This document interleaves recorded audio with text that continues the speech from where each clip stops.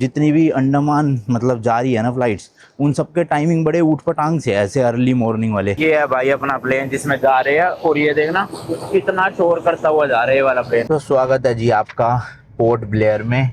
और यहाँ पर ना एयरपोर्ट के अंदर शूट करना अलाउड नहीं था, ना ही आप फ्लाइट में बैठ के एयरपोर्ट के ऊपर से वीडियो ले सकते हो। तो भाई ये वाली स्कूटी रेंट पे ली हमने, होंडा की एक्टिवा इस तरह से। और नंबर प्लेट देख लो भाई यहाँ पे। अब देखो है तो ये इंडिया का पार्टी, बट इंडिया से भाई इतना दूर है कि यहाँ से थाईलैंड, म्यांमार ये ज्यादा पास है एज कम्पेयर टू हमारा मेनलैंड इंडिया। अब यहाँ पे आपको मैं पेट्रोल के प्राइसेस बताता हूँ भाई। अंडमान में मेनलैंड इंडिया से काफी सस्ता पेट्रोल है, आप भी सुन के शौक हो जाओगे। तो आपने सुना होगा काला पानी की जो सजा दी जाती थी उस टाइम पे ब्रिटिशर्स के द्वारा, वो इसी जेल में रखा जाता था। ये देखो यहाँ पर तो इंडियंस के साथ ब्रिटिशर इतनी गलत गलत चीजें किया करते थे, उनको जेल पे रख के जो काला पानी की सजा बोला करते थे। और खुद वो लोग उस आइलैंड में पूरी अयाशी, मस्त स्विमिंग पूल था उनका। भाई भागे भागे आए हम तो एकदम से, चाबी यहीं लगी रह गई थी स्कूटी की, मतलब चोरी हुई नहीं। आधा पौना घंटा थे हम अंदर और चाबी इसी में छोड़ गए थे। एशिया के भी जो one of the best beaches है ना, वो आपको अंडमान निकोबार में ही देखने को मिलते हैं।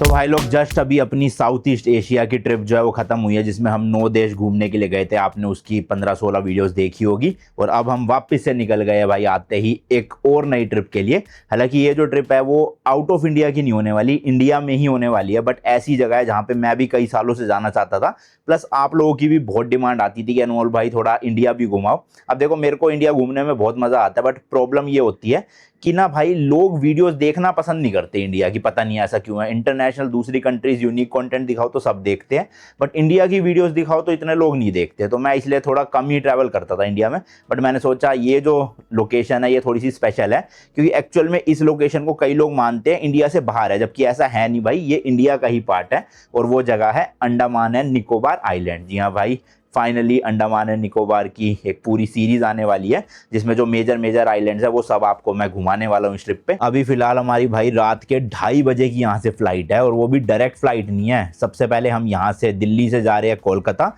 और फिर कोलकाता में 1-1.5 घंटे का ले ओवर है, और उसके बाद 2.25 घंटे की एक और फ्लाइट है पोर्ट ब्लेयर की, जो कि कहाँ पे है, अंडमान में। अभी पूरा डिटेल में बताऊंगा। एक्चुअल में पोर्ट ब्लेयर का भी नाम चेंज हो चुका है, वो क्या हुआ है सब डिटेल में बात करेंगे। फिलहाल अभी रात के 12 बज रहे हैं, कैब बुक कर दी, आती होगी।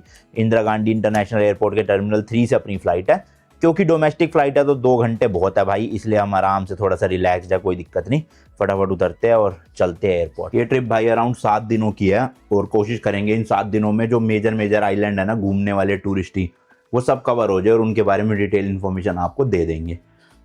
आती होगी कैब, बस निकलते हैं फटाफट। रात को ट्रैवल करने का ये फ़ायदा है थोड़ा सा कि ट्रैफिक नहीं मिलता, वरना मेरे घर से एयरपोर्ट जाने में 1.5 घंटा लग जाता है दिन में, और अभी पता है कितना, 30 मिनट दिखा रहा है केवल।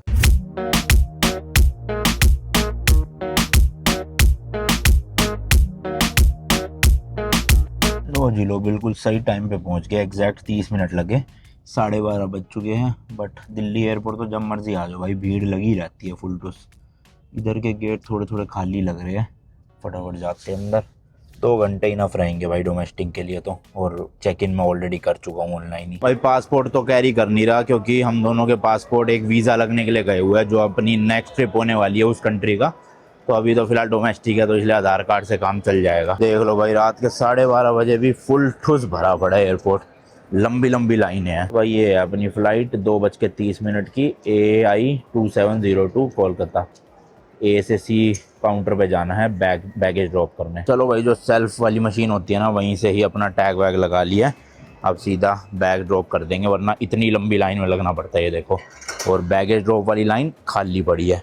पता नहीं लोग खुद से करते क्यों नहीं, देखना लिटरली 4 लोग हैं बस। चलो जी चलो, बोर्डिंग पास ले लिया, सिक्योरिटी चेक हो गई है। डोमेस्टिक है तो इमिग्रेशन हुआ नहीं अपना कोई भी। अब सीधा चलते हैं, गेट नंबर 52 अलॉट हुआ है। हाँ, रात की फ़्लाइट में भाई थकान तो हो जाती है, बट भाई जितनी भी अंडमान मतलब जा रही है ना फ्लाइट्स, उन सब के टाइमिंग बड़े ऊट पटांग से है, ऐसे अर्ली मॉर्निंग वाले। जैसे यहाँ से एक डायरेक्ट फ़्लाइट भी थी जो सुबह 7:10 या 20 मिनट पे उड़ती है, 3.5 घंटे की फ़्लाइट। बट भाई उसमें क्या है ना, 7 बजे की फ़्लाइट के लिए 5 बजे एयरपोर्ट आना पड़ता है। घर से 4 बजे निकलो, 4 बजे निकलने के लिए 2 बजे उठो। और हम जैसे लोग जो भाई सोते ही 1-2 बजे हैं, उनकी तो फिर रात ख़राब होनी है। तो उस वाली फ़्लाइट से बेटर तो मुझे फिर ये रात की 2 बजे वाली फ़्लाइट लगी। मैंने कम से कम सोना तो उसमें भी नहीं होगा, सोना इसमें भी नहीं होगा। इसमें ये है रात रात में ट्रैवलिंग होके सुबह पहुंच जाएंगे 8:30 बजे अंडमान। उसमें पहुंचेंगे भाई 10 बजे तक, लगभग 10:30 बजे। तो 2-3 घंटे तो बच ही रहे हैं, नींद तो दोनों में ही कुर्बान करनी है। बहुत टाइम बाद भाई डोमेस्टिक टर्मिनल में आना हुआ है। और डोमेस्टिक तो खाली है, मुझे लग रहा है जो बाहर भीड़ थी ना वो सारी इंटरनेशनल फ़्लाइट्स के लिए ही थी। मतलब रात के 2 बजे 2:30 बजे कौन ही कोलकाता जाएगा। मुझे तो लग रहा है पूरी फ़्लाइट खाली होएगी जिसमें मैं जा रहा हूँ। और अच्छी भी है भाई बात, ये 2.5 घंटे की फ़्लाइट, आराम से सोता हुआ जाऊँगा। देख रहे हो भाई गेट्स के इधर आते ही मस्त अलग अलग आसन का पोजेस बना रखे हैं। पता नहीं, एक तो भाई किस्मत ही ख़राब है, सबसे एंड के गेट मिलते हैं। अभी देखना 37 गेट पे पहुँचा हूँ, 52 गेट नंबर है। अरे वाह, सोफे लगे हुए हैं यहाँ तो, मस्त सो रहे हैं लोग पैर फैला के। देख रहे हो भाई लिटरली सारे के सारे गेट्स खाली पड़े हैं। 4-4 5-5 लोग हैं भाई। इतने ही जाने वाले क्या फ़्लाइट, या फिर इनकी फ़्लाइट ही कल की है और ये एक रात पहले ही आके सो गए सब लोग, हो भी सकता है। अभी कल ही हम भाई हिमाचल से आए थे, मतलब होता है थोड़ा शादी के बाद जाना होता है, जो कुल देवी है हमारी वहाँ पर। तो वहाँ पे मैंने शूट तो कुछ नहीं किया, 6-7 दिन की ट्रिप थी, गाड़ी चला के गया था। कल इतनी हालत ख़राब हुई, ऊपर से भाई पूरे रास्ते बारिश, ठंड इतनी ज़्यादा। आज मेरी हो गई तबीयत ख़राब, टॉन्सिल्स की प्रॉब्लम है, टॉन्सिल्स हो गए एक्टिवेट ट्रिप के फर्स्ट डे ही। अब कैसे तैसे करके व्लॉग बना रहा हूँ, वरना हालत तो ऐसी भी पड़ी है पूरे शरीर की कि बस बेड मिल जाए और सो जाऊँ। पर वही पूरी रात तो अभी फ़्लाइट में ही गुजारनी है 2-2। फाइनली भाई है आ गया है 52 नंबर गेट। और बताओ हमारी फ़्लाइट में इतने लोग बैठे हैं यहाँ पे, वैसे पूरा एयरपोर्ट खाली पड़ा है। क्या यार किस्मत ख़राब लग रही है मुझे तो। खैर वैसे इतने भी लोग नहीं हैं, सीटें तो खाली होंगी। यही है जी गेट, तो यही है। अभी फ़िलहाल टाइम है 2 बजे खुलेंगे गेट शायद से। चलो जी भाई, बोर्डिंग तो टाइम से हो रही है, आई होप टेक ऑफ भी हो जाए टाइम से। 1 hour later. स्वागत है जी आपका कोलकाता में। इतनी गहरी नींद आ रही है ना, क्या बताऊं बस। तो फाइनली अपने बोर्डिंग गेट तक पहुंच गए हैं। एक दीदी जी थी, वो आ गई थी फ़्लाइट से उतरते ही कि पोर्ट ब्लेयर वाले इधर आ जाओ, और सबको लेकर 103 गेट नंबर पे ले आए। तो अभी है आधा घंटा और बोर्डिंग होने में, तब तक वॉशरूम वगैरह हो जाते हैं। 2 घंटा 15 मिनट की फ़्लाइट आ गई अपनी। तो भाई अपनी ये फ़्लाइट है 6:10 पे air India express port Blair ले जाएगी गेट नंबर 103 से। बाकी भाई कुछ ऐसा सा एयरपोर्ट है कोलकाता का, डोमेस्टिक टर्मिनल ही होगा ये ऑब्वियसली। तो चलो भैया फ़्लाइट बोर्ड करते हैं। जो पोर्ट ब्लेयर का एयरपोर्ट है ना भाई, उसका नाम है वीर सावरकर इंटरनेशनल एयरपोर्ट। और पोर्ट ब्लेयर का जो नाम है वो 2018 में चेंज करके रख दिया गया है श्री विजयपुरम। बेसिकली जो पोर्ट ब्लेयर है वो अंग्रेज़ों के टाइम का नाम है, मतलब उन्होंने रखा था। और अब ये जो है हमारे इंडियन हिस्ट्री या फिर आप एक तरह से कल्चर से रिलेटेड नाम मतलब समझ सकते हो रखे गए हैं। ये है भाई अपना प्लेन जिसमें जा रहे हैं, और ये देखना कितना शोर करता हुआ जा रहा है ये वाला प्लेन। चलो जी, पीछे वाली सीट है अपनी, तो मतलब पीछे से ही चढ़ना है 26 नंबर पे। दिन हो गया भाई साहब, 5:30 बजे अच्छे से रोशनी वोशनी हो चुकी है पूरी। भाई लग तो ये भी फ्लाइट खाली सी रही है। बाकी देखो अपने को विंडो सीट तो मिली नहीं, क्योंकि अब ये कोई नहीं आया तो फिर अपनी हो जाएगी। तो स्वागत है जी आपका पोर्ट ब्लेयर में। और यहाँ पर ना एयरपोर्ट के अंदर शूट करना अलाउड नहीं था, ना ही आप फ्लाइट में बैठ के एयरपोर्ट के ऊपर से वीडियो ले सकते हो, क्योंकि ये पैसेंजर मतलब नॉर्मल सिविलियंस के लिए तो एयरपोर्ट है ही है, साथ में ये मिलिट्री एयरपोर्ट भी है। तो ऑब्वियसली सेंसिटिव एरिया, यहाँ पे वीडियोस वगैरह बनाना लीगली अलाउड नहीं है, तो मैंने कुछ भी रिकॉर्ड नहीं किया।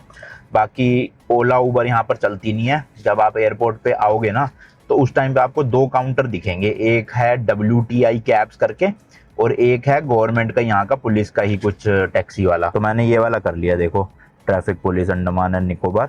और अपना जो होटल है यहाँ से लगभग 2.5-3 किलोमीटर की रेंज में है, और 255 रुपये लगे टोटल। जो WTI कैब्स थे वो 230 रुपये बता रहे थे, बट फिर मैंने सोचा यार 20-25 रुपये का ही फ़र्क है, ये थोड़ा सा पुलिस के रिलेटेड है, तो मैंने कहा थोड़ा ज़्यादा बेटर होगा मेरे हिसाब से। तो मैंने 20-25 रुपये का सोचा नहीं, और इन्हीं से ही जो है वो टैक्सी ले ली है। तो ऑनलाइन सर्विस यहाँ कुछ नहीं है, आपको एयरपोर्ट पे पहुँच के और यहीं से ही टैक्सी लेनी पड़ेगी। और अपना होटल आसपास ही है, इसलिए सस्ता है। थोड़ा दूर होता तो मेरे ये 3 किलोमीटर तक 255 रुपये है ना शायद, उससे ज़्यादा अगर आप ट्रैवल करोगे तो ज़्यादा लगेगा फिर। तो चलो होटल पहुँचते हैं। ओवरऑल एक्सपीरियंस काफ़ी स्मूथ था, इमिग्रेशन हुआ नहीं। जैसे कि मैंने बताया, अंडमान एंड निकोबार जो है वो इंडिया की ही टेरिटरी है, और स्पेशली एक यूनियन टेरिटरी है ये।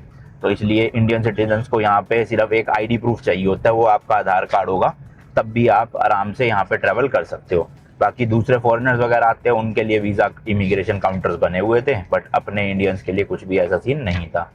तो आराम से पहुंच गए। बस थोड़ा सा फ्लाइट ही हेक्टिक थी रात की। 8:30 बजे सुबह लैंड हुआ है और रात को चले थे लगभग 11 साढ़े 11 बजे घर से। तो वही है, 10-11 घंटे का ट्रैवल हो गया। बाकी भाई फर्स्ट इंप्रेशन के हिसाब से मेनलैंड इंडिया से तो थोड़ा ज़्यादा साफ़ सुथरा लग रहा है मुझे। यहाँ पे रोड्स वगैरह जो है देखो, गंदगी तो नहीं दिख रही बिल्कुल भी। बाकी वैसे ट्रैफिक वाइज देखोगे इस एरिया में तो भाई काफ़ी व्हीकल्स दिखेंगे, और स्पेशली इतनी सुबह भी भीड़ भड़क्का हो रखा है प्रॉपर। इधर कुछ दुकानें वगैरह। अभी तो फिलहाल जाके भाई ज़रा चेक इन करके थोड़ा सा फ्रेश वगैरह होते हैं। दिमाग ढंग से काम नहीं कर रहा, नींद पूरी हुई नहीं ना, 1-1 घंटे 1.5 घंटे सो के बार बार। तो पहुँच के फिर निकलेंगे एक्सप्लोर करने के लिए।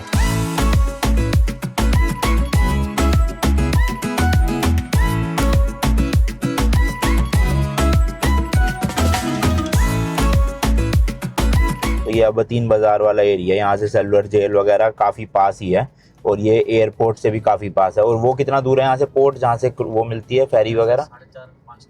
5 किलोमीटर। कौन सा होटल है ये वाला? ये होटल आ गया भाई अपना जे होटल। तो आपका जैसे नंबर अगर ले ले तो टैक्सी के लिए आप आ जाओगे डायरेक्ट भी, है ना? बता दो आप नंबर। तो जी ये है अपना होटल जिसका नाम है जे होटल्स। तो चलो चेक इन करते हैं। नमस्ते। बाकी यहाँ पे रिसेप्शन है। Hello, thank you. रूम होगा हमारा एक अनमोल जायसवाल के नाम से। ओके। चेक इन टाइम 12 बजे होती है sir, and check out time 10 बजे sir. Okay, then to be seated sir. Thank you. Yes sir. भाई आते ही वेलकम ड्रिंक सर्व हो रही है। Thank you. ऑरेंज जूस है? Orange, okay. यहाँ पे ना भाई गोवा की तरह ही काफ़ी अच्छे अच्छे विलास भी है, बट फिर वही बात है वो थोड़े दूर दूर है, और हमें चाहिए था सब चीज़ें एक्सेसिबल हो, खाना मिल जाए, घूमने फिरने की जगह आसपास हो। तो इसलिए हमने ये मेन जो बाज़ार है, मतलब ये जो सिटी का एरिया है, इसी में होटल बुक कर लिया अपना। तो अभी फ़िलहाल चेक इन करते हैं, आपको रूम टूर देता हूँ। तो आपके पास बेसिकली 2 कैटेगरी के रूम है ना, एक है डीलक्स और एक है प्रीमियम। तो चलो दोनों मैं दिखा देता हूँ, फिर आप देख लेना अपने बजट के हिसाब से कौन सा आपको लेना है। मैंने तो खैर प्रीमियम वाला लिया है, उसका भी रूम टूर दूंगा। लिफ्ट लगी हुई है। कितने फ्लोर की प्रॉपर्टी है? ग्राउंड और फर्स्ट, ठीक है। सेकंड भी है, रेस्टोरेंट है, ओके ठीक है। ये डीलक्स वाला है? ये डीलक्स रूम है भाई, इसका टूर देता हूँ। इंटीरियर दोनों के ऑलमोस्ट सेम है जो मैंने देखे थे। साइज़ का फ़र्क है ना मेनली तो दोनों का। इस तरह की लॉबी है, और जैसे कि मैंने आपको बताया ये होटल बिल्कुल सिटी सेंटर में है, तो ऑब्वियसली यहाँ से वो वाला व्यू आपको नहीं दिखेगा कि समुद्र दिख रहा है या बीचेस दिख रहे हैं, पेड़ दिख रहे हैं। यहाँ पे थोड़ा आसपास क्राउडेड एरिया है, तो ऑब्वियसली बालकनी वगैरह ग्राउंड फ्लोर पे तो होती नहीं है। तो वैसे वाले के लिए विलाज वगैरह है थोड़ा दूर दूर, बट मैंने आपको बताया कि मुझे थोड़ा सा ये था कि बाज़ार के आसपास लेना, तो उसके लिए ये प्रॉपर्टी बेस्ट पड़ी अपने बजट के हिसाब से। तो ये हम ऊपर वाली फ्लोर पे आ गए, यहाँ पे डीलक्स रूम है, और यहाँ से व्यू भी मिलेगा आपको थोड़ा सा। ये डीलक्स रूम है। And the view is just like this. City view होगी सर, क्योंकि सिटी के अंदर ही है ये। बिल्कुल, बट आपको ये पूरा मार्केट दिखेगी सर यहाँ से। ठीक है। We have a king size bed, Okay. And our rooms are really अनेक्टेसी। आपको अच्छा लगेगा सर। यहाँ बिल्कुल। तो साइज देख सकते हो आप। इंटीरियर मैंने जैसे कि बताया ऑलमोस्ट सेम है दोनों के, बस रूम साइज का फर्क है, प्रीमियम और डीलक्स। हाँ, सब कुछ आपको मिल जाएगी सर। ठीक है। वॉशरूम भी सेम ही है ना उसके जैसे। ठीक है। सो कांटेक्ट करना हो अगर किसी को डायरेक्टली बुकिंग के लिए? ऑफ कोर्स आप थ्रू ऑनलाइन कर सकते हैं। If you are feeding my if you have the number, you give me a call directly. Okay, वो भी हो जाए, कोई इशू नहीं है। ठीक है। बाकी सारे प्लेटफॉर्म्स पे तो अवेलेबल है ही, मेक माय ट्रिप वगैरह ना। You can book through MMT, okay, Cleartrip, ठीक है। We are everywhere actually sir. Okay, and we are in a very best position at market sir. बिल्कुल। यहाँ से ऐसा है कि आप कहीं भी अगर जाते हैं, एक जंक्शन पॉइंट है, एयरपोर्ट नजदीक है, टूर्स नजदीक है, बिल्कुल। कहीं पर भी आप जाएंगे तो ये एक जंक्शन पॉइंट है सर। और फेरी पॉइंट कितना दूर है यहाँ से अपना? Just 10 minutes. Ferry point 10 minutes sir, airport 10 minutes है। जेल भी पास ही होगा। Jail within 5 minutes from over here. Perfect. रॉसनॉट के लिए बोट भी नजदीक है, महीनेपा भी नजदीक है, तो it's a junction point sir. Okay, मैं डिटेल्स वैसे डाल दूंगा डिस्क्रिप्शन में, डायरेक्ट बुकिंग करोगे थोड़ा डिस्काउंट एक्स्ट्रा मिल जाता है। तो जैसे कि मैंने बताया सेम ही है भाई ओवरऑल इंटीरियर, बस मेन ये है कि स्पेस का फ़र्क है, और यहाँ पे विंडोज़ थोड़ी सी बड़ी है, ये बालकनी तो नहीं होगी मेरे ख्याल, हाँ विंडोज़ ही है बस, बालकनी तो नहीं है यहाँ पे भी। और इस तरह से टीवी वगैरह ये ठीक है, थैंक यू। बाकी इधर वार्डरोब हो गया है, यहाँ पर ये सब हो गई, और वही शावर एरिया अलग और इधर का एरिया अलग। अच्छा भाई, बाकी किसी भी आइलैंड को एक्सप्लोर करने का बेस्ट तरीका होता है वहाँ पे आप एक 2 व्हीलर रेंट पे ले लो और उससे पूरा आइलैंड एक्सप्लोर करो। तो हम वियतनाम गए थे, थाईलैंड गए, वहाँ हर जगह हमने स्कूटी लिया था। अब अंडमान में आके भी हम स्कूटी ले रहे हैं रेंट पे, पर डे हमें 600 रुपीज़ की पड़ रही है, प्लस पेट्रोल चार्जेस अलग से। बट इससे ये है कि कहीं पे भी खाने जाना हो, आसपास घूमने जाना हो, थोड़ा दूर भी जाना हो घूमने, तो अपनी स्कूटी होती है ना, तो थोड़ा कन्वीनियंस रहता है अच्छे से। तो इसलिए मैंने आज ले लिया है 2 दिन के लिए रेंट में, परसों वापस दे देंगे जब हम यहाँ से अगले आइलैंड के लिए जाएंगे। तो भाई ये वाली स्कूटी रेंट पे लिया हमने, होंडा की एक्टिवा इस तरह से, और नंबर प्लेट देख लो भाई यहाँ पे AN यानी कि अंडमान, और 0101 पोर्ट ब्लेयर का है ये कोड। अच्छा पूरे अंडमान में यही है, हैवलॉक वगैरह की भी 01 ही है, तो हर जगह पे भाई 01 ही रहता है यहाँ पे। तो ये 600 रुपये पर डे पड़ गई है, 2 दिन के 1200 रुपये पड़े, और सिक्योरिटी डिपॉजिट वगैरह लगा के अराउंड 2000 रुपये दिए है मैंने यहाँ पे, बाकी रिफंड हो जाएंगे। एंड ड्राइविंग लाइसेंस चाहिए अपना, जो मेनलैंड इंडिया में इशू होता है, वो किसी भी स्टेट का चल जाएगा यहाँ। बाकी फ़ोटो वीडियो ले लेते हैं थोड़ा सा कि कहीं से कुछ स्क्रैचेस वगैरह तो नहीं है, बाकी तो कोई दिक्कत नहीं है भाई। ओवरऑल 2 हेलमेट मिल गए अपने को साथ में, ठीक है। फ्यूल कितना है? हाफ टैंक है, हाफ लीटर। अच्छा हाफ लीटर ही है। आप यहाँ से जस्ट नीचे उतरेंगे आपको पेट्रोल पंप मिल जाएगा। ठीक है, तो मतलब जितना अभी है उतना ही देना है ना? हाँ तो ठीक है, चलो जी भरवा लेंगे। होटल भाई काफ़ी अच्छा है, मतलब प्राइस के हिसाब से रूम भी काफ़ी सही है, और होटल का स्टाफ काफ़ी अच्छा है, मेनली तो यही है। और भाई सुबह कितने बजे, मेरे ख्याल 10 साढ़े 10 बजे हम सोए हैं, और अभी जाके 3:30 बजे उठे, दवाई खाई है मैंने, थोड़ा सा बेटर फील हो रहा है। तो आज का दिन तो ऐसे ही है भाई, रात भर ट्रैवलिंग में, दिन भर सोने में। कल मेन हम इस सिटी को एक्सप्लोर करेंगे, बट अभी भी चलते हैं, थोड़ा बहुत दिखाता हूँ आपको आसपास का क्या नज़ारे हैं, और खाना वाना भी खाएंगे। पहले एक ओवरव्यू के बारे में बात कर लेते हैं कि अंडमान निकोबार है क्या चीज़ भाई। तो सबसे पहले भाई, इंडिया में अपने टोटल 28 स्टेट्स है एंड 8 यूनियन टेरिटरीज है, यानी कि ये जितने भी आइलैंड्स अंडमान और निकोबार के अंडर आते हैं ना, ये है तो इंडिया का पार्ट, बट एक यूनियन टेरिटरी है, यानी कि सेंट्रल गवर्नमेंट जो है वो यहाँ पर पूरा देखभाल करती है। जैसे कि स्टेट की अलग अलग सरकार होती है, लेकिन यहाँ पे क्या है, सेंट्रल जो गवर्नमेंट होगी वो यहाँ पे एक तरह से पूरा संभालती है चीज़ें। अब ये जो टोटल अंडमान और निकोबार है ना, आप वर्ल्ड मैप में देखोगे भाई, छोटे छोटे काफ़ी सारे आइलैंड है, और टोटल भाई 836 आइलैंड्स है। बट इसमें से भाई अराउंड 31 से 38 आइलैंड पे ही जो है वो ह्यूमंस रहते हैं। बाकी जो सारे आइलैंड्स हैं वहाँ पर पूरे के पूरे जंगल ही जंगल है, मतलब सुनसान, कोई नहीं रहता वहाँ पर। और जितने आइलैंड्स में ह्यूमंस रहते हैं उनमें से भी कुछ ही आइलैंड्स पे एज अ टूरिस्ट जाना पॉसिबल है, क्योंकि कुछ आइलैंड्स हमारी सरकार के द्वारा रिस्ट्रिक्टेड है। वहाँ पे कुछ आदिवासी ट्राइब्स रहती है, या कुछ ऐसी ट्राइब्स रहती है जहाँ पे मतलब अगर इंसान गए तो उन ट्राइब के लिए काफ़ी ज़्यादा नुकसान पहुँचा सकते हैं। उनके रीजंस क्या है वो थोड़ा कल या आने वाली वीडियोस में बात करेंगे डिटेल में। तो मोटा मोटा यही है कि ये जो आप ऊपर के आइलैंड्स देख रहे हो फोटो में, ये सारे अंडमान के आइलैंड्स है, और जो नीचे के आइलैंड्स देख रहे हो वो सारे निकोबार के हैं। तो निकोबार के आइलैंड्स में जाना एज अ टूरिस्ट मेरे ख्याल से इम्पॉसिबल ही है, और होगा भी तो 1-2 आइलैंड पे जा सकते हैं, शायद नहीं जा सकते जहाँ तक मुझे पता है। तो जितने भी ये टूरिस्टी आइलैंड्स है वो सारे अंडमान में पड़ते हैं। ये जो ऊपर आप देख रहे हो ना ग्रुप ऑफ आइलैंड्स, इसी में से एक ये है पोर्ट ब्लेयर जिसका नाम चेंज हो चुका है, एक है हैवलॉक आइलैंड जिसका नाम चेंज हो चुका है, फिर एक है नील आइलैंड उसका भी नाम चेंज हो चुका है, रोज आइलैंड, ऐसी मल्टीपल आइलैंड्स है जहाँ पे आप एज अ टूरिस्ट जा सकते हो।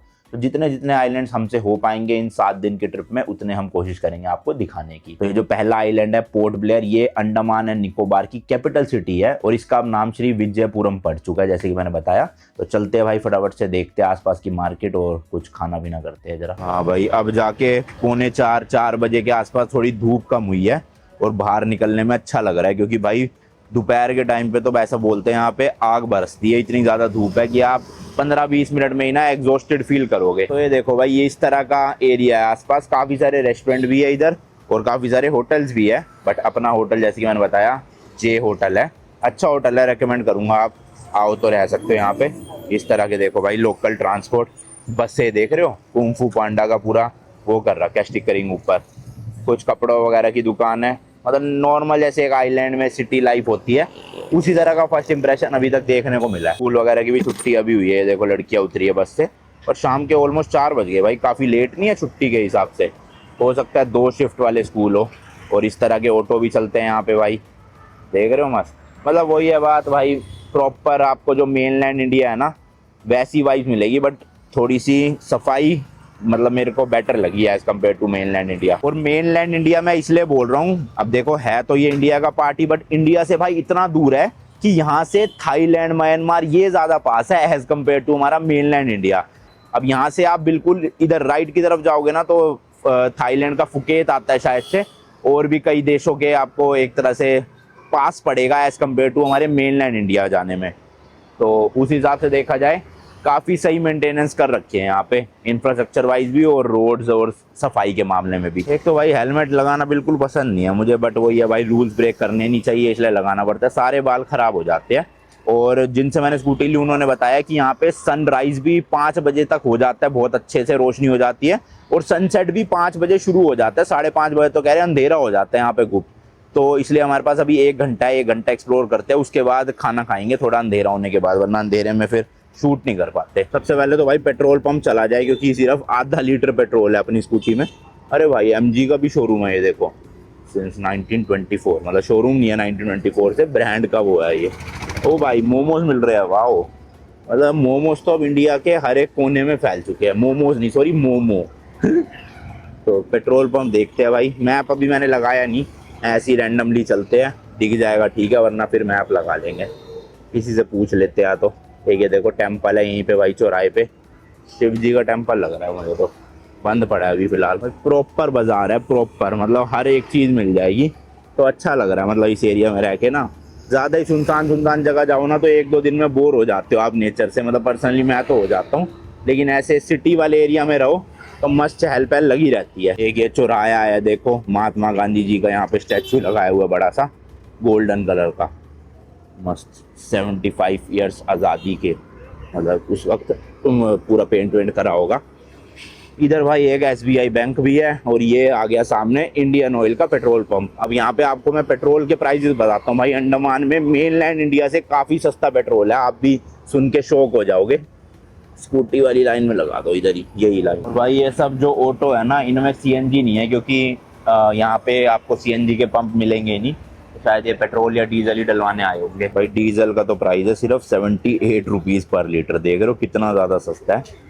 अभी मेरे ख्याल से वहाँ पे तो 90 के आसपास चल रहा है जहाँ तक मुझे याद है। वैसे जो नॉर्मल पेट्रोल है यहाँ पे वो है 82 रुपीज़ पर लीटर, और जो 95 वाला एक्स्ट्रा प्रीमियम है वो है 88 रुपीज़ पर लीटर। तो देख लो भाई काफ़ी ज़्यादा सस्ता है मेनलैंड इंडिया से। अब हम यहाँ पे 95 वाला डलवा रहे हैं क्योंकि नॉर्मल पेट्रोल अवेलेबल नहीं है। तो भाई 150 रुपये का डलवा रहा हूँ, मेरे ख्याल से इनफ रहेगा। और फ़ोन पे पेटीएम वगैरह यहाँ भी पूरा चलता है, तो आप डिजिटल पेमेंट कर सकते हो।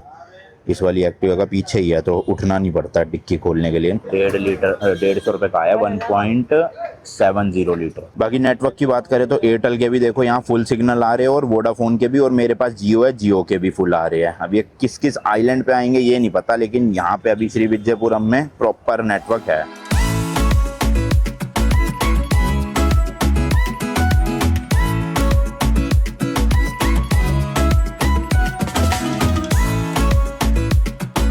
भाई ये आ गया सामने यहाँ का फेमस सेलुलर जेल। तो आपने सुना होगा काला पानी की जो सज़ा दी जाती थी उस टाइम पे ब्रिटिशर्स के द्वारा, वो इसी जेल में रखा जाता था। ये देखो, तो इसको एक्सप्लोर तो कल करेंगे हम अंदर से।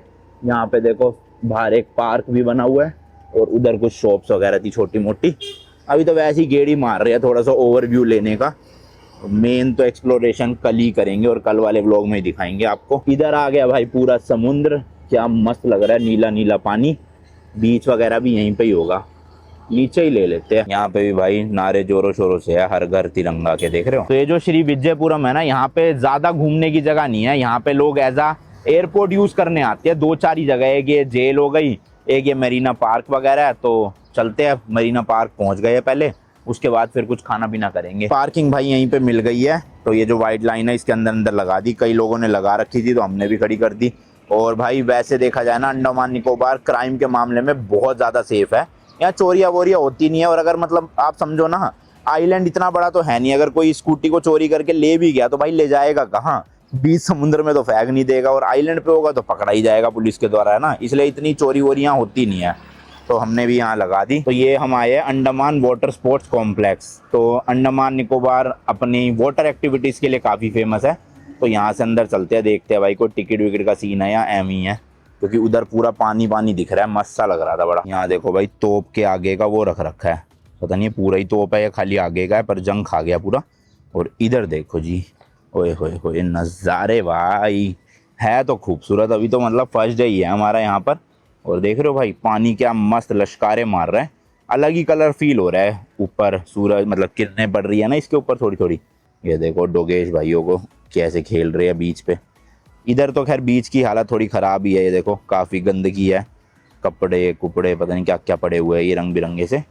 बट वैसे पानी भाई बहुत साफ़ है, मतलब नेचर ने तो खुल के दिया है मस्त एकदम। और इस तरह की छोटी छोटी बोट्स हैं यहाँ पे, शायद बोट राइड आप ले सकते हो यहाँ पर, बट अभी आज नहीं हम फ़िलहाल कुछ भी कर रहे हैं। और सामने आपको एक और आइलैंड दिख रहा होगा, वो दिख रहा हो सामने, तो उस आइलैंड का नाम है बोस आइलैंड या फिर नेताजी सुभाष चंद्र बोस आइलैंड। तो इसका नाम क्यों पड़ा, क्योंकि यहाँ पर जो नेताजी सुभाष चंद्र बोस थे उन्होंने झंडा फहराया था, मतलब ब्रिटिशर्स के खिलाफ, कि अंडमान जो है वो अब इंडिया का पार्ट बन गया। मतलब तिरंगा जो है फर्स्ट टाइम वहाँ पे फहराया गया था इंडिपेंडेंस के टाइम पे जब चल रहा था ये सब। 2018 से पहले इस आइलैंड का नाम रोस आइलैंड हुआ करता था, और ये आइलैंड ना उस टाइम पे ब्रिटिशर्स का एक तरह से लग्जरी विला, उनके रहने की जगह, ऑफिसेज के काम आया करता था। इंडिपेंडेंस से पहले की बात है, मतलब जापानीज़ वगैरह बहुत सारी चीज़ें हुई है, वो कल डिटेल में बात करेंगे। लेकिन 2018 में इसका आइलैंड का नाम सुभाष चंद्र बोस आइलैंड रख दिया गया। और क्यों रखा गया, क्योंकि उन्होंने यहाँ पे तिरंगा फहराया था फर्स्ट टाइम उस वाले आइलैंड पे ही। तो कल जाएंगे, यहाँ से कुछ 2-3 किलोमीटर दूर है, ये जो बोट्स आपको दिख रही है ये 10-15 मिनट में पहुँचा देती है। और लास्ट यहाँ के लिए बोट दोपहर को 2 या 2:30 बजे चलती है। तो कल आके 12-12:30 अपना बोट लेके उस आइलैंड पे चलेंगे और आपको दिखाऊंगा। अब वो आइलैंड पूरी तरह से अबेंडेंड हो चुका है, मतलब जो भी ब्रिटिशर्स के वहाँ पे बिल्डिंग्स वगैरह थी वो सब र्यून्स में कन्वर्ट हो चुकी है, अब कोई भी रहता नहीं है वहाँ पे। बट फिर भी भाई एज अ टूरिस्ट स्पॉट देखा जाए तो काफ़ी इंपॉर्टेंट है, वहाँ पे जाके आप देख पाओगे कि इस आइलैंड पे, यानी कि ये जो पोर्ट ब्लेयर वाला एरिया था, यहाँ पर तो इंडियंस के साथ ब्रिटिशर इतनी गलत गलत चीज़ें किया करते थे, उनको जेल पे रख के जो काला पानी की सज़ा बोला करते थे। और खुद वो लोग उस आइलैंड पे पूरी अयाशी, मस्त स्विमिंग पूल था उनका, है ऐसे डांस वांस के रूम थे, बड़े बड़े काफ़ी फंक्शंस करने के रूम थे। तो वहाँ चल रही थी 2 किलोमीटर दूर लग्जूरियस लाइफ ब्रिटिशर्स की, और यहाँ पर चल रहा था इंडियंस के साथ पूरा ऐसे सज़ा देने का सीन। तो इसलिए वहाँ जाना इंपॉर्टेंट है। कल जब मैं आपको पूरी अंडमान और निकोबार की हिस्ट्री बताऊँगा ना, तो वहाँ से उसका काफ़ी मेजर लिंक है, तो इसलिए ज़रूर जाना आप भी, और हम भी जाएंगे और आपको दिखाएंगे। तो ये भाई आगे जाके वहाँ से बोट वोट की आप टिकट वगैरह ले सकते होंगे। और इस तरह से देखो भाई कचरे की गाड़ी भी है यहाँ पे, और इस पर भी पोर्ट ब्लेयर नहीं लिखा, श्री विजयपुरम नगर पालिका लिखा हुआ है। तो अब नाम हर जगह चेंज हो गया है, फेमस पोर्ट ब्लेयर के नाम से था ये, बट अब 2018 में श्री विजयपुरम है, तो अब हम विजयपुरम ही बोलेंगे हर वीडियो में। तो कूड़ा वूड़ा भाई लेकर जा तो रहे हैं, बट यहाँ पे थोड़ी गंदगी फैली हुई है, ये देखो इन्होंने तो बोतलें वोतलें भर ली है वैसे सारी। अच्छा माहौल है, मतलब शाम के टाइम तो अच्छा सा फील हो रहा है। सुबह जब लैंड हुए थे भाई काफ़ी गर्मी सी थी, मतलब मेरा तो मन सा नहीं कर रहा था निकलने का, फिर नींद ही आ गई ऐसी। और अब उठे ही शाम को कि सूरज देवता जा चुके हैं और अपना मतलब प्लेजेंट वेदर है, बारिश ना आए बस। वैसे तो जिस टैक्सी में हम आए वो बता रहे थे कि बारिश अभी तो आनी शुरू हुई नहीं है, तो 6-7 दिन ना ही आए बढ़िया भाई, हम घूम फिर ले फिर आए उसके बाद। वरना बारिश में फिर भाई आप निकल नहीं पाते, शूट कर नहीं पाते, तो इसलिए थोड़ा सा दिक्कत हो जाती है एज अ यूट्यूबर। बट भाई पानी से नज़र नहीं हट रही मेरी, मतलब बीच भले ही थोड़ा सा गंदा हो, बीच तो क्या है ये थोड़ी सी मिट्टी पड़ी है बस, बट पानी कितना साफ़ सुथरा है यार, ओए होए होए क्रेजी, अलग ही लेवल का कलर दिख रहा है। ये देखो ना छोटी सी भाई किश्ती भाई साहब, मतलब वो है ये जेट्स की यामाहा की भाई, आराम से मज़े ले रहे हैं, ठंडी ठंडी हवा चल रही है। लाइफ तो देखो आइलैंड्स पे होती है अच्छी, बट मेरे को थोड़ा बड़े शहर में रहने की अब आदत हो गई है, तो मैं ज़्यादा दिन टिक नहीं पाता है ऐसी जगहों पे। पर जो लोग यहाँ बचपन से रह रहे हैं उनके लिए तो एक तरह से देखी जाए जन्नत है भाई ये। और बोस आइलैंड में भी कुछ कुछ चीज़ें बन गई है, ये देखो मेरे ख्याल नॉर्मल वॉशरूम वगैरह ये सब तो होंगे ही, टूरिस्ट जाते हैं ना, इतना ही जूम हो पा रहा है बस, देख लो भाई इस तरह की। और बड़े बड़े पेड़ अंदर घने जंगलों में, पूरी ब्रिटिशर्स की सेटलमेंट थी उस टाइम पे, जो अब पूरा खंडर बन चुका है। तो थोड़ा सा 800-900 मीटर आगे जाके वहाँ पर है भाई मरीना पार्क, तो मरीना पार्क में चल के 10-15 मिनट बैठते हैं, फिर खाने पीने का जुगाड़ देखेंगे। अभी ये हम गलत जगह पे घुस गए, ये वाटर स्पोर्ट्स वाला एरिया है, थोड़ा सा आगे और जाना है। इस तरह के वाटर ATM भी लगे हुए हैं, पैसे डाल के आप पानी वानी ले सकते हो, बट मशीन तो मुझे ख़राब सी लग रही है यहाँ पे, हो सकता है चलती भी हो, कह नहीं सकते। और इधर ही यहाँ पे बना हुआ है एक सुनामी मेमोरियल, 2004 में काफ़ी तगड़ी सुनामी आई थी, बहुत ज़्यादा डैमेज हुआ था, तो उससे रिलेटेड ही शायद से लग रहा है मुझे। बाकी यहाँ इन्फॉर्मेशन लिखी नहीं है कि 2004 के बाद बना है या उससे पहले बना है, बट जहाँ तक मैं गैस कर पा रहा हूँ 2004 के बाद ही बना होगा जो सुनामी आई थी। तो यहाँ पे मतलब सुनामी की वार्निंग वगैरह आना नॉर्मल है, बट 2004 के बाद ऐसा जितना बड़ा कुछ हादसा नहीं हुआ है। तो देखा जाए वैसे तो सेफ ही है, कोई दिक्कत नहीं है। अब आइलैंड कंट्रीज तो जितनी भी है वहाँ पे भाई ये सब लगा ही रहता है सीन सुनामी वगैरह का। चाहे फिलीपींस देख लो, अभी 1 साल ही हुआ है, फिलीपींस में भी क्या गंदी लेवल की तबाही हुई थी सुनामी की वजह से। पता नहीं साइक्लोन आया था या क्या था, जो भी था। और हाँ, वैसे देखा जाए ना, अंडमान निकोबार भाई एज आ हनीमून कपल अगर आप आ रहे हो और आपके पास पासपोर्ट नहीं है या फिर इतना बजट नहीं है कि आप आउट ऑफ इंडिया ट्रैवल कर पाओ, तो आप भाई यहाँ पर आ सकते हो अपना हनीमून सेलिब्रेट करने के लिए। क्योंकि इंडिया के या एशिया के भी जो one of the best beaches है ना, वो आपको अंडमान निकोबार में ही देखने को मिलते हैं। निकोबार भी नहीं, मेन तो अंडमान ही है, क्योंकि घूम तो आप अंडमान में ही सकते हो ज़्यादातर। तो इसलिए हनीमून कपल्स जितने भी है जिनकी नई नई शादी हुई है या वैसे भी आप दोस्त हो, फैमिलीज हो, तो अंडमान निकोबार ज़रूर आना। अपने इंडिया का पार्ट है भाई ये, और इतनी खूबसूरत जगह अगर आप इंडिया में ही होते हुए भी नहीं घूम रहे हो और दूसरे देश में जाके घूम रहे हो, तो थोड़ी सी अच्छी बात नहीं है, जो हम भी लेट समझे काफ़ी। मतलब मेरे को आना तो बहुत टाइम पहले ही था यहाँ पे, बट भाई वही है, कंट्रीज़ घूमने के चक्कर में ये पार्ट थोड़ा सा स्किप होता जा रहा था। अब आपको अच्छे से दिखाऊंगा भी सीरीज़, और अब आई होप आप भी सपोर्ट करोगे इन वीडियोज़ में अच्छे से व्यूज़ वगैरह दे के और शेयर करके। बाकी सेफ्टी की मैं बात कर रहा था, देख रहे हो भाई कैमरा वगैरह प्रॉपर लगे हुए हैं यहाँ पर। क्या एडवांस कैमरे है भाई, मैंने तो आसपास अपने वहाँ तो ऐसे कैमरे देखे नहीं, यहाँ पे प्रॉपर है। और उस तरफ जाना है हमें बस। और देख रहे हो भाई हेलमेट सब यूज़ करते हैं, अगर 2 लोग बैठे हैं तो दोनों ने हेलमेट लगा रखा है, ऐसा नहीं खाली एक। तो रूल फॉलो भी कर रहे हैं, सेफ्टी वाइज भी देख रहे हो बढ़िया है। और सफाई के मामले में सड़कें वड़कें तो एटलीस्ट थोड़ी बहुत साफ़ ही है। हालांकि भाई कुछ लोग तो कभी सुधर नहीं सकते। ये देखो आइसक्रीम का रैपर यहीं फेंक रखा है, छोटे मोटे रैपर फेंक रखे हैं। अब वो देखो अंदर की तरफ वहाँ पे भी, मतलब जब तक इंसान खुद ही नहीं चेंज होगा, एज ए इंडियन आप लोग चेंज नहीं होंगे, तब तक भाई सरकार भी क्या ही सफाई रख लेगी, है ना। तो रोड वैसे ओवरऑल साफ़ है, बट थोड़ा बहुत कचरा वगैरह दिख ही जाता है हर जगह। हरियाली बहुत है भाई यहाँ पे ना, पेड़ ही पेड़ दिखेंगे आपके सड़कों के साइड में, लोगों के घरों के बाहर, होटल्स में। तो ये रिंग रोड आ गया है यहाँ का, और इधर से लेफ्ट ले लिया अंदर की तरफ हमने। एक ये फिशरी म्यूजियम है यहाँ पर, आप जा सकते हो जाना चाहो तो। और देख रहे हो भाई ग्रिल भी मस्त रंग बिरंगी बना रखी है। और स्ट्रेट जाके मरीना पार्क आ जाएगा। तो ये आ गया है भाई मरीना पार्क, ये बोर्ड लगा हुआ है योगा पॉइंट, यहीं से गेट है। और बाहर ही देखो भुट्टा भी मिल रहा है, भुट्टा ले सकते हो, खिलौने हैं।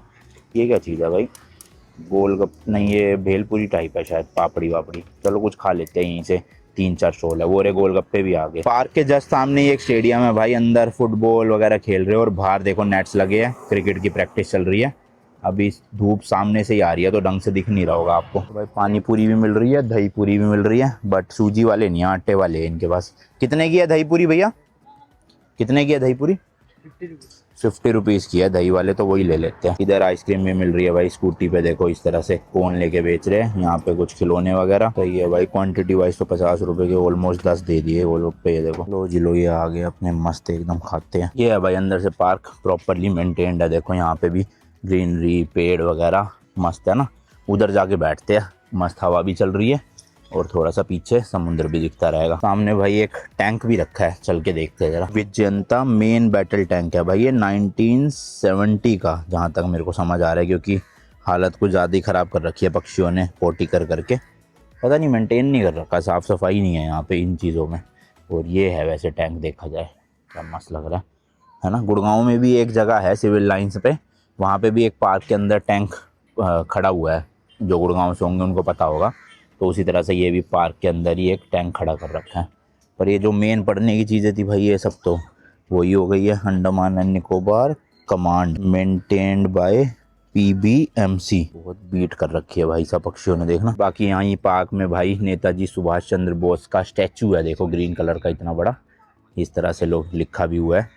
ऑन 23 जनवरी 1977 से लेके मागाह 1898, समझ नहीं आया पता नहीं। एक फन फैक्ट बताता हूँ, एक्चुअल में ये जो एरिया है ना, ये जापानीज़ के अंडर भी रह चुका है। मतलब ये एक टाइम पे जापान की टेरिटरी हुआ करती थी, सोचो। तो हुआ क्या था उस टाइम पे, ब्रिटिशर्स का यहाँ पे राज था, जैसे कि मैंने बताया। उन्होंने जो रोज़ आइलैंड था वहाँ पर अपना पूरा ऑफिस लग्जूरियस स्विमिंग पूल वगैरह बना रखा था। और यहाँ पे इंडियंस जो भी एक तरह से फ्रीडम मूवमेंट में थे या फिर ऐसे आज़ादी के लिए लड़ाई कर रहे थे, उनको पकड़ पकड़ के लाते थे और यहाँ पे काला पानी की सज़ा दिया करते थे।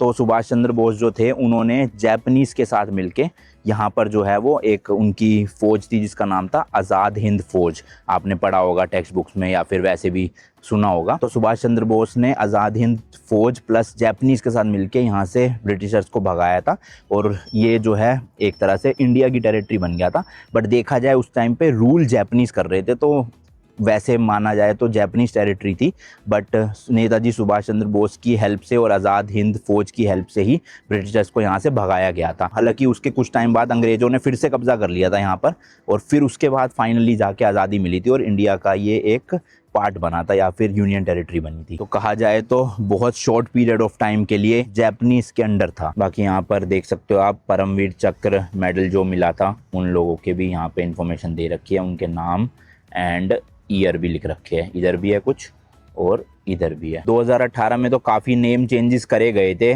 पोर्ट ब्लेयर वगैरह ये सब अंग्रेज़ों ने नाम रखे थे यहाँ के। फिर उसके बाद 23 जनवरी 2023 में 21 अंडमान एंड निकोबार आइलैंड्स के जो नाम है ना उनको चेंज किया गया था, जो भी परमवीर चक्र अवॉर्डी थे उनके नाम से बाय ऑनरेबल प्राइम मिनिस्टर। तो ये आप देख सकते हो भाई यहाँ पर उन आइलैंड्स के नाम वगैरह लिखे हुए हैं, जैसे कि ये देखो योगेंद्र द्वीप, जादूनाथ द्वीप, शैतान सिंह द्वीप, इन सब आइलैंड्स के नाम ऐसे चेंज कर दिए गए। मेरे हिसाब से तो बहुत अच्छा किया नाम चेंज करके। मतलब इंडिया में भी बहुत लोग हैं जो ब्रिटिशर्स की बनाई हुई चीज़ों पे उनके नाम के ऊपर काफ़ी ऐसे मतलब अच्छा फील करते हैं, बट मुझे ऐसा लगता है भाई हमारे पास इन चीज़ों की अपनी हिस्ट्री की कमी थोड़ी है। तो जो भी नाम रखे जा रहे हैं जैसे श्री विजयपुरम, अच्छा डिसीजन था चेंज करने का। ये देखना भाई तोप क्या यूनिक सा है, मेटल का, ऐसा लग रहा है बंकर हो, पर बंकर के आगे इस तरह से तोप के वो लगे हुए हैं। अब ये रियल था पता नहीं क्या सीन है भाई, कहीं पे कुछ बोर्ड लगा नहीं हुआ, उस तरफ देखता हूँ। और भाई क्रेजी लग रहा है स्ट्रक्चर। यहाँ से एंट्री होती है, देखो सीढ़ियाँ भी बनी हुई है, दरवाज़ा खोल के अंदर जाओ। ओ भाई साहब 2 दरवाजे पीछे की साइड भी है एंड एक दरवाज़ा इधर राइट साइड में भी है, तो टोटल 4 दरवाजे हो गए। फ्रंट साइड से भी है भाई, अब पता नहीं है अंदर जाने का है या वैसी है, खुलता तो नहीं होगा। पार्क तो भाई वेल मेंटेन्ड है, देखो इस वाले ट्रैक पे भी काफ़ी साफ़ सफाई है। और इधर थोड़ा सा बीच है यहाँ पे, बट वही बीच पे हरकतें, प्लास्टिक की बोतलें वगैरह फेंक ही रखी है लोगों ने। सही है भाई, यहाँ हवा वगैरह चल रही है, अच्छा एरिया है बैठने के लिए। भाई मिलिट्री पॉइंट ऑफ व्यू से देखा जाए ना तो अंडमान निकोबार आइलैंड हम इंडियंस के लिए काफ़ी ज़्यादा इंपॉर्टेंट है। मतलब एक तो ये है भले ही मेनलैंड इंडिया से काफ़ी ज़्यादा दूर, बट स्ट्रेटेजिकली बहुत ज़्यादा इंपॉर्टेंट रोल प्ले करते हैं। और जैसे कि मैंने बताया एयरपोर्ट भी मिलिट्री कंट्रोल्ड है यहाँ पर, तो इसलिए कुछ भी वीडियोस वगैरह बनाना अलाउड नहीं था एयरपोर्ट पे। तो जो ये श्री विजयपुरम है ना भाई, एक लौती इंडियन कैपिटल सिटी है जहाँ पे कोई भी रेल नेटवर्क नहीं है। जी हाँ भाई, इंडिया में जितनी भी कैपिटल सिटीज़ है सब में रेल नेटवर्क मिलेगा, लेकिन यहाँ पे आपको कोई भी ट्रेन का नेटवर्क नहीं देखने को मिलता। इसके अलावा इंडिया का एक लौता एक्टिव वोल्केनो जो है वो भी अंडमान निकोबार में ही है, यहाँ से कुछ ही किलोमीटर दूर बैरेन आइलैंड करके है, वो इंडिया का ओनली एक्टिव वोल्केनो है। और साउथ एशिया में भी काफी कम एक्टिव वोल्केनोज है, उनमें से भी एक है ये। और जैसे कि मैंने बताया था वर्ल्ड वॉर 2 के दौरान ये जो एरिया है पूरा ये जापानीज के अंडर भी आया था। तो इंडिया का एक ये लौता पार्ट ऐसा है जो उस टाइम पे किसी फॉरेन कंट्री के अंडर में था। इसके अलावा 1943 में सुभाष चंद्र बोस ने फर्स्ट जो फ्लैग है, फर्स्ट ट्राई कलर है, वो यहीं पे ही फहराया गया था पूरे इंडिया में। और ये जो 1943 का पीरियड था ये इंडिपेंडेंस से पहले का टाइम है, सोचो। ऑल्सो भाई ये ना अर्थक्वेक प्रोन एरिया है, तो यहाँ पे कोई भी स्काई स्क्रैपर या फिर ऊंची बिल्डिंग बनाना अलाउड नहीं है, इसलिए जितनी भी आपको बिल्डिंग्स वगैरह दिखेगी वो काफ़ी लो हाइट वाली है, क्योंकि कभी भी अर्थक्वेक यहाँ पे आ सकता है, तो इतनी ऊंची बिल्डिंग्स बनाने का फ़ायदा नहीं। हालांकि जापान जैसी कंट्रीज़ में जहाँ पे इतना अर्थक्वेक आता है उन्होंने टेक्नोलॉजी इतनी एडवांस कर ली है कि वहाँ पे बिल्डिंग्स भी है ऊंची ऊंची और अर्थक्वेक आने पे उनको कुछ होता भी नहीं है, तो वो टेक्निक्स अपना के किया जा सकता है। बट वैसे यहाँ पे स्काई स्क्रैपर बनाना अलाउड नहीं। ऑल्सो भाई यहाँ पे आपको ना मिक्स कल्चर देखने को मिलेगा, मतलब बंगाली भी है यहाँ पे, पंजाबी भी है, तमिलनाडु से भी है, आंध्रा से भी है, तो इंडिया के अलग अलग पार्ट से लोग यहाँ पे आके रह रहे हैं। बाकी भाई वो रहा सामने अपना इंडियन फ्लैग, काफ़ी ज़्यादा दूर है यहाँ से, देखो कितना दूर जूम इन किया था। सामने देखो भाई सनसेट होने ही वाला है और जो वो सामने बोस आइलैंड है उस पर पूरा ऑरेंजिश टेंट आ चुका है, क्या मस्त लग रहा है छोटा सा आइलैंड वो। तो जाएंगे कल, मन तो बहुत है, मतलब मुझे देखना है भाई क्या बनाया था अंग्रेजों ने उस टाइम पे, यहाँ पर ऐसे अय्याशी करते थे इतनी ज़्यादा। जो बादल देखोगे ना भाई थोड़े थोड़े पैचेस में हैं और कुछ काले हो रखे हैं, देखो बारिश आ सकती है, कुछ कुछ साफ है इस तरह से। 5:17 हुए, ऑलमोस्ट सनसेट हो चुका है। पीछे आप देखोगे सूरज देवता जा चुके हैं, पर अभी भी रोशनी है, तो मुझे लग रहा है वही 5:45 बजे तक अराउंड जो है वो रोशनी रहेगी, उसके बाद फिर अंधेरा हो जाएगा प्रॉपर। ऑल्सो जो हमारे होटल के स्टाफ थे वो बता रहे थे कि यहाँ पर ना 9 साढ़े 9 बजे सब मार्केट वार्केट बंद हो जाती है, सब सोने चले जाते हैं घर पे। तो जितना भी घूमना फिरना खाना पीना है वो 9 बजे से पहले पहले करना है अपन को, उसके बाद फिर सुनसान हो जाएगा, कुछ ज़्यादा मिलेगा नहीं। हालांकि यहाँ पे स्विगी जोमेटो चलता है, स्विगी का तो पता नहीं, जोमेटो ज़रूर चलता है यहाँ पे, बट ओला उबर नहीं है। तो टैक्सी के मामले में आपको ऑनलाइन ऐप्स नहीं मिलेगी, बट खाना डिलीवरी वगैरह के मामले में है। ब्लिंकिट चेक करता हूँ चलता है कि नहीं। नहीं है भाई, ब्लिंकिट तो नहीं है, चेक कर लिया। चलो चलते हैं वापस से, एक प्लेट गोलगप्पे खाते हैं, वो दही वाले बड़े टेस्टी से थे। उसके बाद एक कैफ़े देखा आसपास, वहाँ पे वॉफल वगैरह खा के देन फिर डिनर करेंगे 8 साढ़े 8 बजे। अभी तो काफ़ी जल्दी हो जाएगा, हालांकि सुबह से हमने कुछ खाया नहीं हुआ। फ़्लाइट में अपने को वो मिला था, सैंडविच मिला था वेज वाला, मैंने तो खाया नहीं वो। और फ्लाइट टिकट्स की बात करें सच, हाँ भाई मैंने अभी तक आपको फ़्लाइट के प्राइजेस तो बताए नहीं। हमने जो है भाई यहाँ की टिकट्स ना 4 दिन पहले ही बुक करी, तो हमें थोड़ी सी महंगी पड़ी, बट अगर आप प्रॉपरली प्लान करोगे तो आपको सस्ती पड़ सकती है। हमें कितने की पड़ी वो बताता हूँ। तो दिल्ली से अगर आपको यहाँ पर आना है पोर्ट ब्लेयर, तो 2 ऑप्शन है, या तो आप डायरेक्ट फ़्लाइट ले सकते हो या फिर लेओवर वाली ले सकते हो। डायरेक्ट फ़्लाइट दिल्ली से सिर्फ एक ही चलती है, सुबह 7 साढ़े 7 बजे की, 3.5 या 4 घंटे की वो फ़्लाइट है। उसकी टिकट भाई काफ़ी महंगी आ रही थी, 35,000 रुपये पर पर्सन दिखा रहा था आने की एक तरफ की। तो मैंने वो नहीं ली, जो मैंने ली वो थी पहला लेओवर अपना कोलकाता, मतलब दिल्ली टू कोलकाता, कोलकाता टू यहाँ पर। तो ये मुझे पड़ी अराउंड 14,000 रुपीज़ पर पर्सन एयर इंडिया की, जिसमें 15 किलो का बैगेज भी अलाउड था। अब यहाँ आने की तो टिकट सस्ती थी भाई, एक बार अगर आप आ जाओगे, वापस तो जाना है ना अपने घर, तो वो टिकट भाई महंगी दिखा रहा था। तो 7 दिन बाद की वो जो टिकट थी ना लेओवर के साथ ही बैंगलोर या कोलकाता में, वो पड़ रही थी मुझे अराउंड 23-24 हज़ार रुपये पर पर्सन। लेकिन उससे बेटर डील मुझे डायरेक्ट फ्लाइट में मिल गई, अराउंड 25,000 रुपये की, 25 या 25,500 रुपये की मुझे डायरेक्ट फ्लाइट मिल गई यहाँ से लेके दिल्ली तक की। एयर इंडिया की ही 15 किलो बैगेज अलाउड है। तो मोटा मोटा देखा जाए 40,000 रुपये में पर पर्सन मैंने टिकट बुक करी है आने और जाने की, जिसमें आने की तो सस्ती थी, जाने की थोड़ी सी महंगी थी। बट अगर आप प्रॉपरली प्लान करोगे, टिकट्स वगैरह 1 महीने पहले बुक कर लोगे, तो अराउंड 25 से 30,000 रुपये में आना जाना आप कर सकते हो, जो कि मेरे हिसाब से काफ़ी अच्छी डील है। हालांकि 10-11 हज़ार रुपये में भाई दिल्ली से बाली तक की भी फ्लाइट मिल जाती है, बट बाली है 8 साढ़े 8 घंटे दूर, फिर आपके पास पासपोर्ट भी होना चाहिए वहाँ जाने के लिए, क्योंकि दूसरा देश है इंडोनेशिया। अगर आपके पास पासपोर्ट नहीं है और अच्छे बीचेस, शांत माहौल, आइलैंड पे घूमना चाहते हो, हनीमून पे आना चाहते हो, तो अंडमान निकोबार को 100% कंसिडर करना।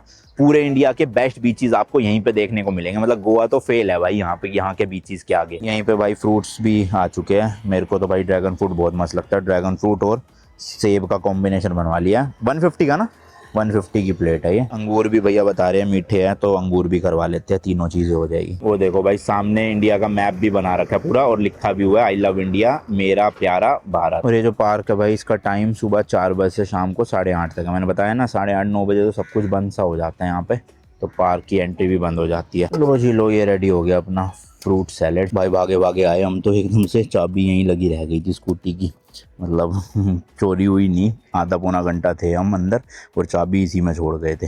देख लो भाई, सेफ्टी के मामले में तो सेफ़ है काफ़ी ज़्यादा, चाबी लगी लगाई भी चोरी नहीं हुई। वैसे देखा जाए तो भाई दिल्ली से तो बिना चाबी के भी उठा के ले जाते हैं चोर, यहाँ चाबी लगी हुई थी तब भी चोरी नहीं हुई। आसमान देखना भाई क्या मस्त हो गया है। और ये वापस से आ गए हम क्लॉक टावर के वहाँ, सामने अपना होटल है और इधर ये मार्केट है, थोड़ी मार्केट एक्सप्लोर करेंगे। और साथ ही साथ यहाँ पे एक ये द हब कैफ़े है, ये यहाँ पर अपना वॉफल खाएंगे। ऊपर जाना है भाई हब कैफ़े के लिए। भाई इस तरह का कैफ़े है, अच्छा बना रखे इंटीरियर, तो आई होप टेस्टी भी हो वॉफल। बाहर तो भाई जाम लग चुका है यहाँ क्लॉक टावर के पास। वैसे स्कूटी लाने का फ़ायदा नहीं था, स्कूटी होटल में ही खड़ा कर देता। ये पता नहीं भाई, एक ट्रक सा निकला है यहाँ पे, बड़ा वूफर लगा के धम धम हो रही है ना, सुन रहे हो?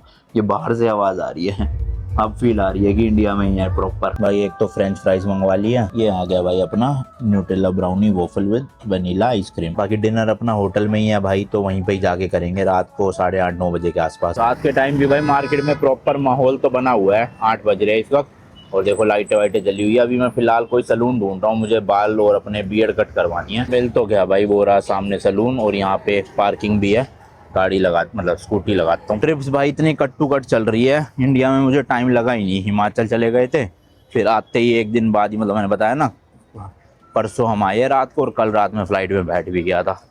तो अभी यहीं से करवा लेते हैं, भीड़ ना हो बस। 170 का है ना दोनों? 180 का है हेयर कट और बियर्ड, तो थोड़ा थोड़ा ट्रिम करवाना बस।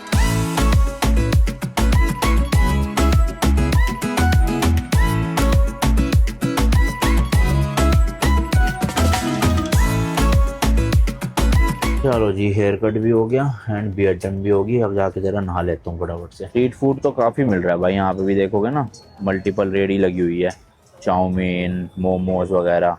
इधर देखोगे फ्रूट्स वगैरह भी मिल रहे हैं। जो जेल है ना भाई, वहाँ पे रात को 5:30, 6:30 और 7:30 3 शो होते हैं, नाइट शो, लाइट्स वगैरह के, और ऐसे हिस्ट्री थोड़ी सी बताते हैं।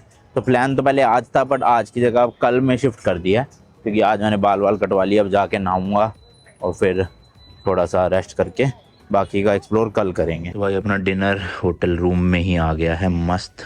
दाल तो ज़्यादा दे दी यार इन्होंने, 2 प्लेट। एक आ गया है पनीर की सब्जी, एक आ गई है मिक्स वेज है शायद से, सैलेड आ गया, तवा रोटी, जीरा राइस, गुलाब जामुन। मस्त डिनर है, चलो करते हैं। The next morning. Good morning जी, गुड मॉर्निंग। 6:30 बजे आँख खुल गई। एक तो ये दवाई खाने से ना टॉन्सिल्स की ऐसी नींद आती है जैसे पता नहीं नशा सा हो रहा हो। तो कल रात जल्दी सो गया, इस वजह से आज जल्दी उठ गया। अभी सुबह ब्रेकफास्ट अपना फ्री इंक्लूडेड है यहाँ पे, 7 बजे से 10 बजे तक है ब्रेकफास्ट की टाइमिंग। तो ब्रेकफास्ट कर लेते हैं चल के, उसके बाद तैयार होके थोड़ा जल्दी निकलेंगे एक्सप्लोर करने, क्योंकि दोपहर में तो बहुत गर्मी हो जाती है। 3rd फ्लोर पे रेस्टोरेंट है इनका, ये है जी ऊपर रेस्टोरेंट। टेबल सर्विस है, ब्रेकफास्ट फ्री है ना अपना, मतलब रूम प्राइस में इंक्लूडेड है। तो वो बुफे सिस्टम नहीं है, टेबल पे ही लेकर आ जाएंगे। बाकी मेन्यू में इनका इडली सांभर है, आलू पराठा, दही, चाय, साथ में वही सांभर वगैरह, पानी मिल जाएगा। जूस नहीं है, जूस मैंने पूछा। तो चलो खाते हैं पेट भर के अच्छे से। इंडिया में ना घूमने का यही फ़ायदा होता है भाई, सुबह ब्रेकफास्ट अच्छा मिल जाता है अपने मतलब का, लंच अच्छा मिल जाता है, डिनर भी अच्छा मिल जाता है। बाहर के देशों में बस खाना ही ढूंढता रह जाता है बंदा, यहाँ पे वो दिक्कत नहीं है सब। बाकी व्यू बाहर का देखो भाई, कुछ इस तरह का है। सामने देख रहे हो मस्त पहाड़ियाँ, क्या मस्त नज़ारे हैं। ऐसे नज़ारे लेते लेते ब्रेकफास्ट करो। लो जी लो, ये आ गया अपना पूरा ब्रेकफास्ट। इडली, आलू paratha, bread butter jam toast, साथ में ये उपमा टाइप का है कुछ तो, बाकी सांभर चटनियाँ। We have a 50 pax capacity restaurant. Okay. We have buffet in the morning. And these are banquet hall. आप वहाँ भी कर सकते हैं अगर कुछ parties का मिस हो तो। ठीक है। And we specialize in seafoods. We have very fresh lobsters, sea fish, crabs, squids as well. Okay. अगर आप seafood lover हैं तो we are the best choice for you sir. Okay, तो यहाँ पे ब्रेकफास्ट लंच डिनर तीनों मिल जाएगा ना, Breakfast, lunch, dinner तीनों है सर। और रूम सर्विस भी अवेलेबल Exactly. है। And ठीक there है, is no extra charge for room service sir. ठीक है, डन है। अगर आपको कोई पार्टीज करनी है सर, like कोई फंक्शंस वगैरह है, आप ये भी कर सकते हैं। We also have a banquet. Okay, आप यहाँ भी कर सकते हैं। सेम बिल्डिंग में ही।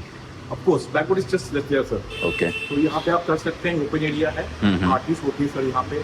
ठीक है। और आपको इस पूरा व्यू मिल जाएगा सर यहाँ पे। तो यहाँ पे क्या है, ये पूरा ओपन एरिया जहाँ पे आप पार्टीज वगैरह कुछ कर सकते हो, और इधर से व्यू भी अच्छा आ रहा है। वो थोड़ा कवर्ड वाला रेस्टोरेंट था, ये ओपन रेस्टोरेंट हो गया। ठीक है, चलो जी, बाकी भाई इस वाले ब्लॉग के लिए इतना ही रखते हैं। अभी हम रेडी होके निकलेंगे एक्सप्लोर करने के लिए श्री विजयपुरम। आई होप मैं प्रोनाउंसिएशन सही ले रहा हूँ, और वो आपको नेक्स्ट ब्लॉग में देखने को मिलेगा। Till then good bye, and as always तीखे रास्तों पे नहीं पड़ना फीका।